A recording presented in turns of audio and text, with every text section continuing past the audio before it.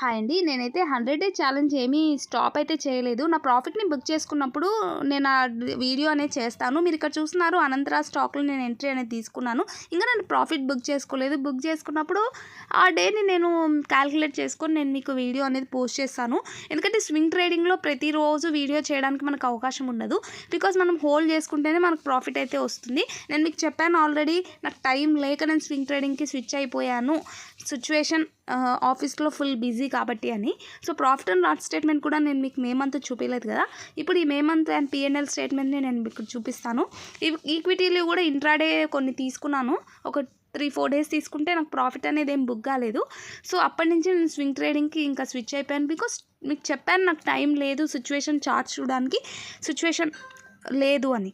So ఇప్పుడు మీకు చూసినట్టయితే ఇప్పుడు చూడండి, ఈక్విటీలో మే 1 నుంచి మే 31 వరకు కన్ఫర్మ్ చేసి రిపోర్ట్ని ఓపెన్ చేసి చూపిస్తే 144 రూపీస్ మాత్రం బుక్ అయింది. నేను ఏవైతే ఇక్కడ 4 లాసెస్ ఉన్నాయో అవన్నీ కూడా ఇంట్రాడే లాసెసే. డెలివరీ కాకుండా ఇంట్రాడే తీసుకున్నందుకు వాటిల్లో లాసెస్ బుక్ చేసుకోవాల్సి వచ్చింది. దీపక్ ఫర్టిలైజర్ మాత్రం 2 డేస్ హోల్డ్ చేశాను.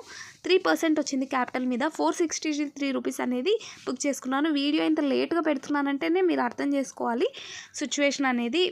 బిజీ ఉన్నా కాబట్టి ఇంత లేట్గా ఎప్పుడు కూడా నేను వీడియో పోస్ట్ చేయలేదు.